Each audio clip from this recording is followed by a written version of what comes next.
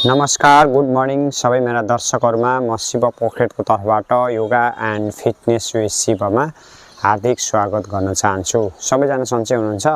सधैँ जस्तै आज पनि मैले तपाईलाई योगा फर बिगिनर अथवा सुरुमा योगा कुन आसनहरुबाट गर्नुपर्छ त्यस सम्बन्धी एउटा भिडियो लिएर आएको छु, जसले गर्दा तपाईहरुको होल शरीरको मुभमेन्टको लागि, फ्लेक्सिबिलिटीको लागि, त्यस्तै गरेर फेरि हेल्थको लागि, ओभरअल हेल्थको लागि चाहिँ यी सम्पूर्ण आसनहरु चाहिँ एकदम राम्रा हुनेछन्।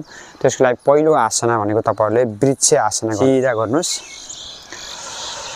गर्दै दाहिने खुट्टा लिएर यहाँ राख्नुस्, यसरी यस्तो गर्नुस्। इनहेलिङ गर्दै 1 2 3 4 5 6 7 8 9 10 बिस्तारै सास फाल्दै 1 2 3 गर्नुस्। त्यसै गरेर अर्को साइडमा पनि गर्नु होला। एक्सेलिङ गर्दै यसरी गर्नुस्। यसलाई एक पादासन भन्छ। यसरी तनक्क तन्काउनुस्।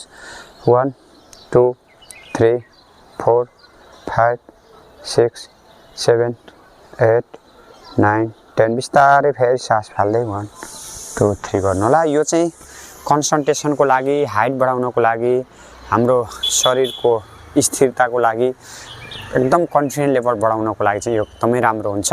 यो चाहिँ स्पेशली यङ एजहरुको लागि चाहिँ एकदमै राम्रो हुन्छ। त्यसै गरी फेरि अर्कोमा तपाईले ट्रायंगल पोज गर्न सक्नुहुन्छ। 3 फिट जति डिस्टेन्स राख्दिनुस्, हात सिधा राख्दिनुस्, यता फर्किनुस्, सास फाल्दै 1 2 3 गर्दिनुस्, सासलाई रोक्दिनुस्।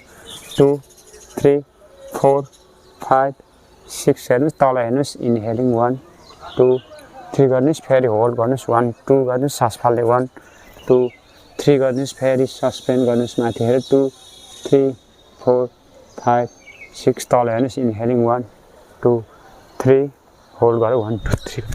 यो चाहिँ एकदम राम्रो हुन्छ। यसले सुगरको लागि, त्यसपछि फेरि थाइराइडको लागि, त्यसपछि फेरि बेली फ्याट घटाउनको लागि, धेरै चीजको लागि चाहिँ यो राम्रो आसन हो। यो सेकेन्ड योग आसन अन्तर्गत मैले प्रिपेयर गरेको छु। यसलाई पनि तपाईहरुले आफ्नो योग आसनमा समावेश गर्नु होला। त्यस्तै गरी फेरि अर्कोमा भनेको पाम ट्री पोज।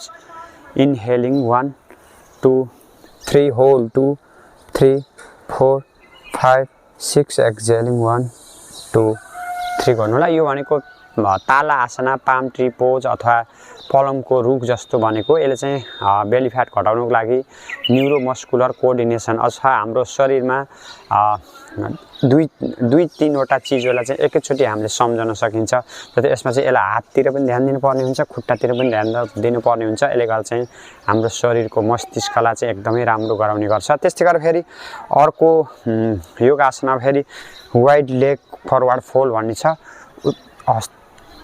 यस्तो वाइड लेग गराएर सास लिँदै सास फाल्दै 1 2 3 गरेर यस्तै रोक्नुस्। 2 3 4 5 6 7 8 9 10 गर्दै फेरि इनहेलिङ 1 2 3 गर्नु होला। यो आसन पनि हाम्रो योग आसनमा चाहिँ एकदमै इम्पोर्टेन्ट छ बिगिनरहरुको लागि, जसले चाहिँ सुरुवाती लेभलमा चाहिँ तपाईले योग आसन सुरु गर्नुहुन्छ। त्यसको लागि चाहिँ यो एकदमै राम्रो योग आसन हो। त्यसै गरी फेरि तपाईले अर्कोमा बिस्तारै बसेर गर्ने योग आसन हो। यसरी नट प्रार्थना आसनमा बस्न सक्नुहुन्छ। यसमा चाहिँ सुरुमा गर्दा चाहिँ एउटा गौमुख आसन पनि गर्न सक्नुहुन्छ। यसरी यो पनि एकदमै राम्रो आसन हो। यसरी जस्तै यो माथि छ भने माथि गराएर यसरी चाहिँ क्याच गर्नु होला। यसले चाहिँ फोक्सोको लागि, मुटुको लागि, किडनीको लागि, स्पेशली साइनस प्रब्लमको लागि, चेस्ट ओपनिङको लागि एकदमै राम्रो योग आसन हो। यसलाई पनि तपाईहरुले समावेश गर्नु होला। दुवै साइडबाट गर्नु होला। यो यता राखेपछि अर्को साइडमा पनि गर्नु होला। बिस्तारै यसरी यहाँ राखेर यो फेरि ठ्याक्क यो माथि र तल गरेर यसरी टच गर्नु होला। यसले एकदमै राम्रो हुन्छ यो आसन पनि।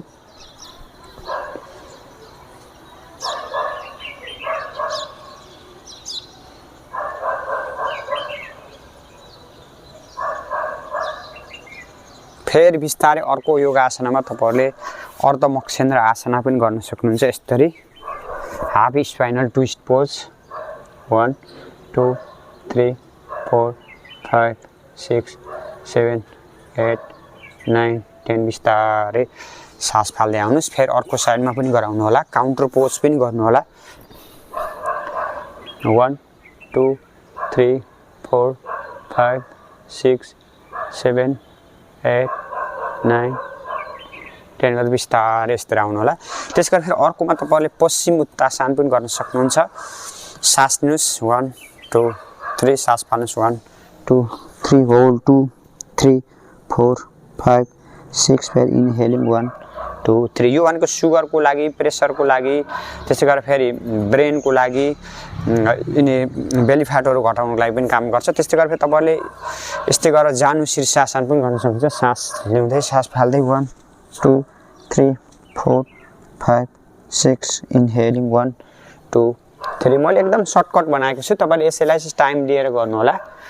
फेरि बिस्तारै इनहेलिङ गर्दै एक्सहेलिङ 1 2 3 होल्ड 2 3 4 5 6 इनहेलिङ 1 2 3 गर्नुस्। फेरि यसरी रिलिज गर्नुस्। यो आसना पनि एकदमै राम्रो हुन्छ। यस्तै गरेर तपाईले फरवर्ड फोल्डिङ गर्नुभयो भने फेरि ब्याकवर्ड बेन्डिङ पनि गर्नुपर्छ। त्यसको लागि उष्ट्रासन क्यामल पोज यो पनि ब्याक पेनको लागि एकदमै राम्रो योगासना। इनहेलिङ 1 2 3 होल्ड 2 3 4 5 6 एक्सहेलिङ 1 2 3 गर्नुस्। त्यसपछि बिस्तारै अर्को आसनामा तपाईले बाल आसना गर्न सक्नुहुन्छ। यसरी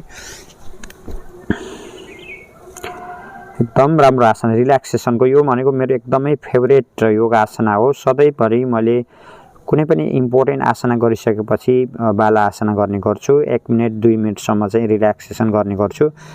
यो योगा आसना पनि तपाईहरुले आफ्नो योगा आसनामा समावेश गर्नु होला।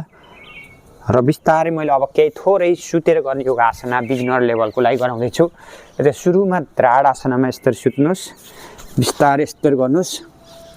यसपछि फेरि तपाईहरुले सबभन्दा पहिलो योगा आसनामा कोब्रा पोज गर्न सक्नुहुन्छ।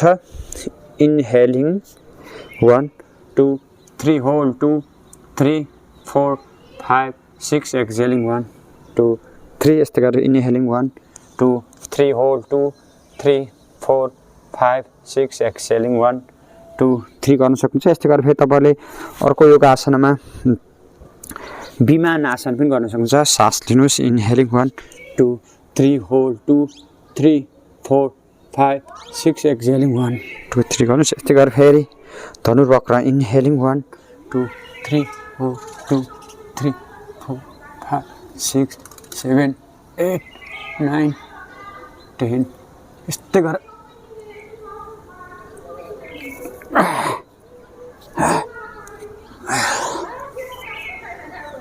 बिस्तारै फेरि अब इनहेल गर्दै एक्सहेलिङ 1 2 3 होल्ड 2 3 4 5 6 एक्सहेलिङ 1 2 3 एक्सहेलिङ 1 2 3 होल्ड 2 3 4 5 6 इनहेलिङ 1 2 3 फेरि एक्सहेलिङ 1 2 3 होल्ड 2 3 4 5 6 फेरि इनहेलिङ 1 2 3 गर्नु होला।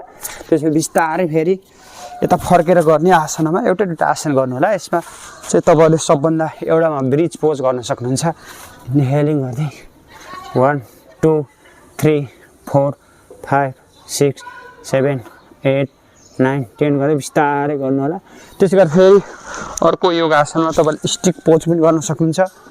इनहेलिङ 1 2 3 होल्ड 2 3 4 5 6 एक्सहेलिङ 1 2 3 गर्न सक्नुहुन्छ। त्यस्तै गरेर फेरि पवन मुक्त आसन इनहेलिङ गर्नुस् एक्सहेलिङ 1 2 3 होल्ड 2 3 4 5 6 एक्सहेलिङ 1 2 3 गर्न सक्नुहुन्छ। त्यसै गरेर फेरि यस्तो गरेर फेरि सुप्त मत्स्येन्द्र आसना पनि गर्न सक्नुहुन्छ। यसरी यहाँ लहर यसरी 1 2 3 4 5 6 7 8 9 10 त्यस्तै गरेर फेरि अर्को साइडमा फेरि इनहेलिङ 1 2 3 गर्दै एक्सहेलिङ 1 2 3 4 5 6 गर्दै बिस्तारै रिलिज गरिदिनु होला। त्यसै गरेर फेरि लास्टमा तपाईले सब आसना गर्नु होला। यसरी शरीरको लागि एकदमै राम्रो हुन्छ। 10 मिनेट 15 मिनेट जति सब आसना गर्नुभयो भने तपाईलाई 8 मिनेट 8 घण्टा सुते बराबरको एनर्जी मिल्ने गर्छ। बिस्तारै यता फर्किनुस् बिस्तारै हिँड्नुस्। आजका योग आसनाहरू भनेको एकदमै सुरुवाती लेभलमा गर्ने योग आसनाहरू नि तपाईहरु पनि आजबाट सुरु गर्नुस्। योगा सुरु गर्नुस्। अवश्य पनि तपाईहरुको हेल्थ एकदम राम्रो हुनेछ। आफ्नो शरीरको मोबिलिटी पनि राम्रो हुनेछ भन्दै आज म यो भिडियोबाट बिदा हुन चाहन्छु। ओम अस्थोमा सद्गमय तमसोमा ज्योतिर्गमय मृत्युर्मा अमृतम गमय। ओम शान्ति शान्ति शान्ति। Thank you for sadhana sankalp dedication. Inhaling गर्नुहोस्, rub your palm, keep your palm on your eye, blink your eye. तपाईँको पिल गराउनुहोस्। नमस्कार yogis, bye bye yogi, have a nice day.